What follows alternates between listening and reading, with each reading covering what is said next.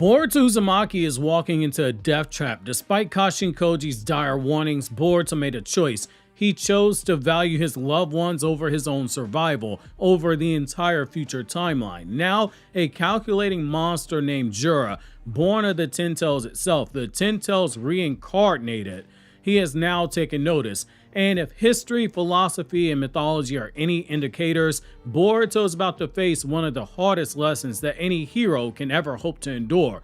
Your greatest strength, your bonds, they can become a fatal weakness for you. In today's newest Naruto Explained video, we're going to be breaking down why Jura is very likely going to start shifting his strategy from hunting Boruto directly to targeting his loved ones in order to draw him out. We'll explore why this change it is logical, what Boruto's choices reveal about his character, and how deep Buddhist and Shinto teachings predict this type of tragedy, and what Boruto has to do in order to overcome it.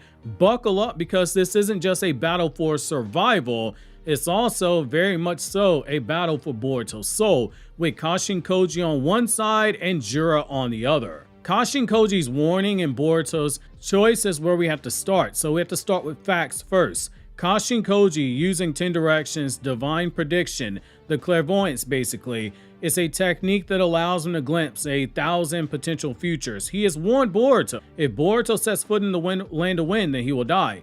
Every single timeline where Koji foresaw it ended with Boruto's death if he challenged Jura directly. More chillingly, Koji also warned Shikamaru that even Himawari can't leave Konoha, because if she does, then her death it will be guaranteed. She must not make contact with Jura ever again.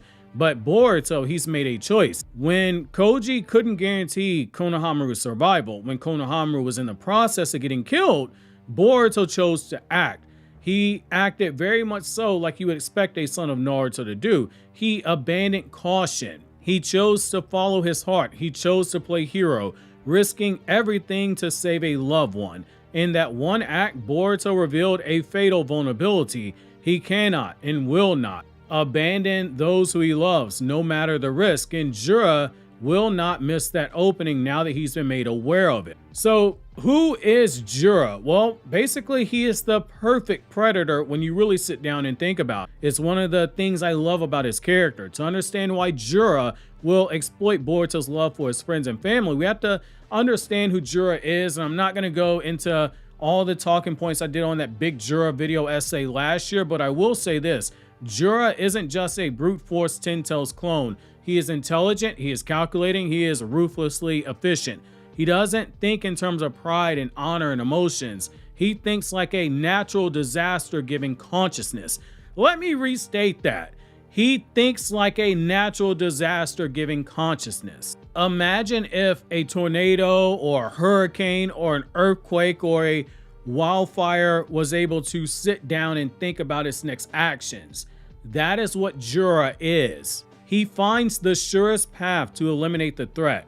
He is someone who does not hesitate to strike without hesitation. His only motive is to win. That's why he didn't hesitate to shoot Boruto from a distance. When Jura emerged, he quickly assessed the battlefield in chapter 4. He showed no interest in wasting any energy. He saw where the Shinju were, he saw where Boruto was, and he watched the scene and was likely getting ready to strike before Boruto got out of there. Now, after seeing Boruto break from his predicted behavior to save Konohamaru, Jura now has new data he can use. Boruto is irrational when his loved ones are threatened. It's something he's probably begun to suspect, just given how quickly Boruto saved Himawari and then he turned around and fought to save Sarada. However, he now has concrete information. He cannot hide if people he cares about are in danger. Once or twice, that might be a coincidence. When it happens a third time, it is now a pattern. Jura doesn't need to chase Boruto anymore. He only needs to grab the right hostage. And that's exactly what Jura might end up doing. The strategy will basically be taking the bonds that Boruto cares about and taking those bonds and forming them into chains to restrict him. So what would Jura's new strategy look like? Well, step one would be to target Boruto's loved ones, obviously. Konohamaru, Himawari, Sarada, even the remaining Hidden Leaf Village Shinobi. Boruto, by example, and by extension, will care for them. Step two, it'd be to force Boruto to make a choice: abandon them or rush to the battlefield where death awaits. Either way, Jura catches a body. Step 3, it would be to kill Boruto once he's emotionally compromised. It will be taking advantage of what shinobi have in terms of a mental nerve. Part of your chakra is yin chakra. That would be something that gets Boruto riled up. It might lead to a mental amp, and it might lead to a mental nerve. It, when you really think about it, is a perfect trap. By moving the battlefield to Boruto's heart, Jura ensures that Boruto fights with not cold logic, but now with burning attachment. In particular, burning attachment that will make him break away from the all-knowing Kashinkoji who is there to assist him. And it is important to take note of the fact that attachment does what? It leads to suffering. This is where we transition over into some of the brief Buddhist lessons, which is that attachment is suffering. This is an inevitable philosophical point that the story is setting the seeds for. In Buddhism, one of the 4 noble truths, it teaches attachment leads to suffering for a person. The more tightly you cling to people, outcomes, and identities, the more pain that you invite when life rips them away. Boruto's heroic heart, his kind nature, his refusal to let go, it is beautiful. It makes Boruto a wonderful human being. Be like Boruto, don't be like me. I have no problem cutting people out of my life. I have cut an entire half side of my family completely off. Probably a weird flex, probably something that you should not brag about, but decisions had to be made. And I don't think twice about having done it. It was for my sanity. But I say that to say this: that is not something that Boruto could do. Boruto, regardless as to how bad someone pisses him off, he tries to make it work, especially if they are family. He views Kawaki like family. Had that been me, it would have been demon time as soon as I saw Kawaki. Boruto wants to fix things, which is fine. That makes him a very great person. This is the problem. That's also dangerous for Boruto. When you look at the Buddha, he realized that he had to transcend attachments to find true peace. Boruto is having to learn that to a lesser degree. If he allows his emotions to rule him, his enemies, they will always be able to control him.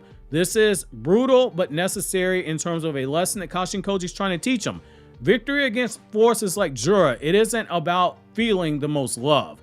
It's about mastering your love. It's about controlling your love. It's about channeling it without being enslaved by it. It's also about understanding that sometimes when you love something, you have to let it go. Otherwise, love becomes a leash. Otherwise, love becomes a chain. That's the beauty of love. Love can make you do incredible things, but love can also hold you back.